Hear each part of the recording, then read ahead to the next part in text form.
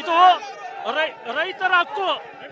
D K Shivakumar ಅಪ್ಪಂದಲ್ಲ ಇದು, D K ಶಿವಕುಮಾರ್ದಲ್ಲ ಇದು. ರೈತರ ಜಮೀನಿನ ಮೇಲೆ ತಗೊಂಡೋಗ್ತಾ ಇರೋದು. ಡಿ ಕೆ ಶಿವಕುಮಾರ್ದಲ್ಲ ಇದು ಜಮೀನು, ರೈತರ ಹಕ್ಕು. ನಮ್ಮ ಭಾಗಕ್ಕೆ ಏನು ನೀರು ಅಲ್ಲಿ ಹೋಗಿ ತಗೊಂಡೋಗ್ಲಿ ಬಿಡ್ರಿ. ಇಲ್ಲಲ್ಲ, ಏನು ಅವ್ರ ಅಪ್ಪಂದಲ್ಲ ಜಮೀನು. ಡಿ ಕೆ ಶಿವಕುಮಾರ್ ಇದು ನಮ್ಮ ನೀರು, ನಮ್ಮ ಹಕ್ಕು ಹೋರಾಟ. ಇದು ನಮ್ಮ ರಕ್ತ ಅಲ್ಲ, ನಮ್ಮ ಜೀವ ಬೇಕಾದ್ರೂ ಕೊಡ್ತೇವೆ. ನಮ್ಮ ಪೊಲೀಸ್ ನಮ್ಮನ್ನ ಇಲ್ಲೇ ಗುಂಡಿ ತೆಗೆದು ಮುಚ್ಚಲಿ. ಪೊಲೀಸ್ಗೆ ಇಷ್ಟನ್ನೇ ಕೇಳ್ತೀನಿ, ಯಾಕೆ ನಾವು ಶಾಂತಿಯುತ ಹೋರಾಟ ಮಾಡ್ತಾ ಇರೋದು?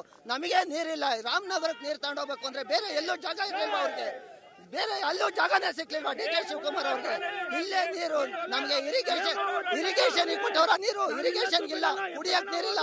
ತುಮಕೂರು ಬೆಳೀತಾ ಐತೆ, ನೀರು ಎಲ್ಲಿಂದ ಕೊಡ್ತಾರೆ ಕುಡಿಯಕ್ ನೀರು? ಇವತ್ತು ತುಮಕೂರು 5 ವರ್ಷಕ್ಕೆ ಡಬಲ್ ಆಗ್ತಾ ಐತೆ, ಕುಡಿಯಕ್ ನೀರು ಸಿಗ್ತಾ ಇಲ್ಲ ತುಮಕೂರಿನಲ್ಲಿ. ಆದ್ರಿಂದ ನಾವು ಯಾವುದೇ ಕಾರಣಕ್ಕೂ ಈ ನೀರು ಬಿಡಲ್ಲ. ನಮ್ ಪ್ರಾಣ ಬೇಕಾದ್ರೂ ಕೊಟ್ಟೆವು, ರಕ್ತ ಅಲ್ಲ ಪ್ರಾಣ ಬೇಕಾದ್ರೂ ಕೊಡ್ತೇವೆ, ನೀರು ಮಾತ್ರ ಬಿಡಲ್ಲ. ನಮ್ ಹೋರಾಟ ನೀರಿಗೆ, ನೀರಿನ ಬಿಟ್ಟರೆ ಇನ್ಯಾವುದಕ್ಕೂ ಅಲ್ಲ ನಮ್ಮ ಹೋರಾಟ. ನಾವು ಕಾಂಗ್ರೆಸ್ಗೆ ಎಚ್ಚರಿಕೆ ಕೊಡ್ತಾ ಇದ್ದೀವಿ. ತುಮಕೂರು ಜಿಲ್ಲೆಯಿಂದಲೇ ಬುನಾದಿ ಬರಿತೀವಿ. ಮುಂದಿನ ಸಾರಿ ಯಾವುದೇ ಕಾರಣಕ್ಕೂ ಇಡೀ ಕರ್ನಾಟಕ ಸ್ಟೇಟ್ ಕಾಂಗ್ರೆಸ್ ಗೆಲ್ಸಲ್ಲ ಜನ. ನಾವು ಆ ತರ ಕರೆನೂ ಕೊಡ್ತೀವಿ. ಇಡೀ ಜಿಲ್ಲೆ ಒಳಗೆ 11 MLA ಸೋಲ್ತಾರೆ.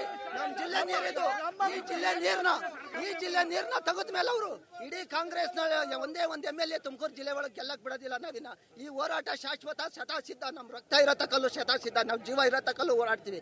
ನೀರ್ ಮಾತ್ರ ಬಿಡೋದು. ನಮ್ಮ ಗುಬ್ಬಿ ತಾಲೂಕಿನ ಶಾಸಕರು ರೈತರು ಓಟ್ ಹಾಕಿಲ್ಲ, ಅವ್ರಿಗೆ ರೈತರೆಲ್ಲ ಓಟ್ ಹಾಕಿದ್ದಾರೆ.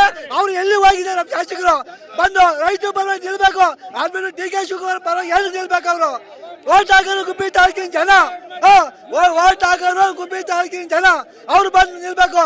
ಅವರು ಹಿಂದೆ ಸ್ಟೇಟ್ಮೆಂಟ್ ಕೊಡೋದು, ನಾನು ಎಲ್ಲಿ ಮಾತಾಡ್ತಿದ್ದೇನೆ ಅವಶ್ಯಕತೆ ಏನೈತೆ? ಅವರು ನಾವು ಗುಬ್ಬಿ ತಾಲೂಕಿನ ಜನತೆ ವಾಸನೆ ತಕ್ಕ ಪಾಠ ಕಲಿಸ್ಬೇಕು ಮುಂದಿನ